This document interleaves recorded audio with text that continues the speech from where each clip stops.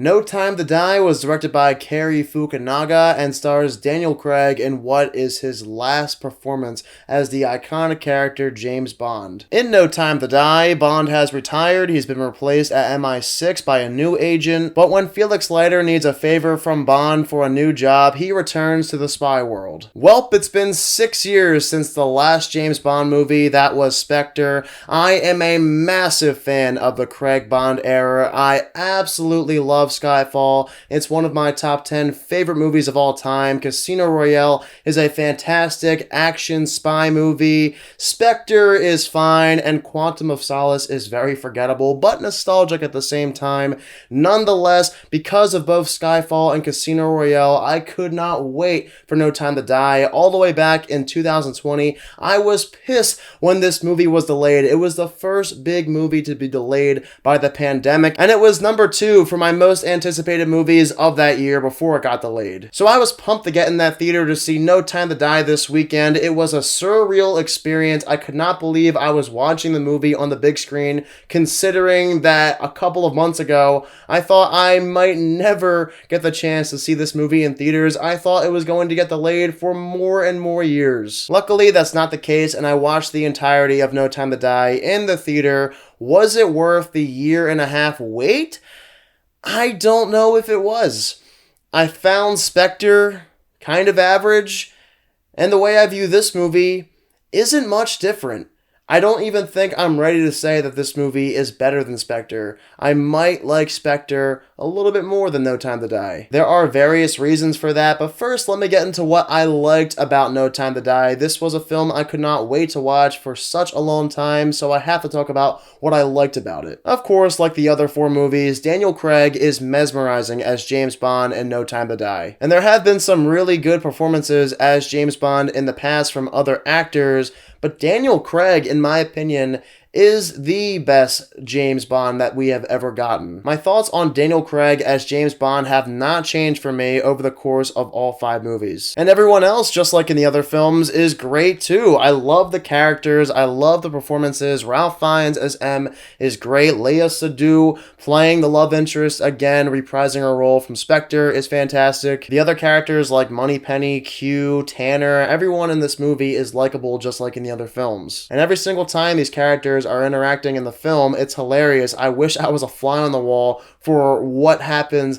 outside of the limits of the movie itself. So the characters and performances really boost the score for me as they did with Spectre. While watching No Time to Die 2, I could tell that they were trying to pay homage to most of the James Bond movies, all 24 that came out before No Time to Die, and I really appreciated that. I felt so many vibes in No Time to Die from previous Bond entries like Casino Royale and Skyfall, and even one of the earliest Bond movies, Dr. No. And for Craig's final film as James Bond, I can get behind some of the ideas that this movie presented for the character of James Bond. There are plot points as well as movie moments that happen in the film that not only were unexpected, but have never been done before in the James Bond franchise. And that's what made this film feel more personal over that of the first 4 Craig Bond movies. I can't say what they are without giving away some spoilers, so I'm not going to talk in depth about any of them, but just keep an eye out for the things this movie does differently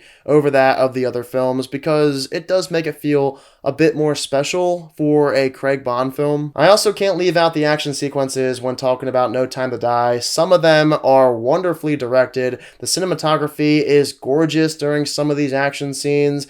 A couple of these scenes stood out to me, and I could see myself watching them for years on end. But here's where I dig into my first issue with No Time to Die. While some of the action sequences are good and enjoyable, there are no action sequences in the movie that even come close to touching the opening action sequences in Casino Royale or Skyfall. I might even prefer some of the action sequences in Spectre over any of the action sequences in this movie. The way I view the James Bond franchise is exactly how I view the Mission Impossible franchise. You gotta go bigger and better. You gotta improve upon your predecessor when it comes to the action sequences. And I did not feel that No Time to Die did that. And this is is supposed to be a really entertaining movie, but when there wasn't action happening in this movie and when our characters were just trying to move the plot along, that's when this movie was boring to me. I'll give the people behind the scenes credit that they attempted to make a story in No Time to Die, but it's just generic. When you find out what it is, you'll probably be rolling your eyes.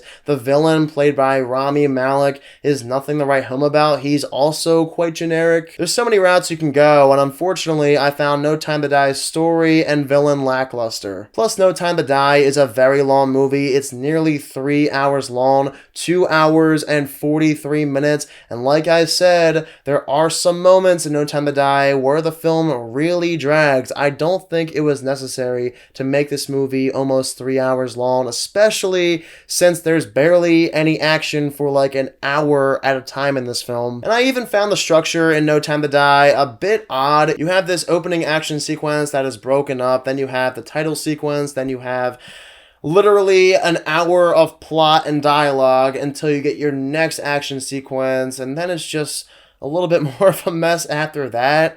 I don't know why there isn't a structure. Spectre is a perfectly structured James Bond movie, but has a good amount of flaws, whereas this movie has a terrible structure, but has less flaws than that of Spectre. And when a bulk of the movie is not about the mind-blowing action sequences or the characters, it's about this boring villain and boring plot, I can't convince myself that I like the movie more than Spectre. I just can't yet. Again, though, for the most part, it's an enjoyable James Bond movie. I love Daniel Craig. Some of the action sequences are thrilling. The direction is really well done by Cary Fukunaga. There are some unexpected scenes. The cinematography looks gorgeous. And the film as a whole pays homage to the previous 24 James Bond movies. So all of that stuff, for the most part, is good. It's mostly just lackluster in the villain and story department as well as with the structure. So for me, I'm giving the highly anticipated No Time to Die a 63%.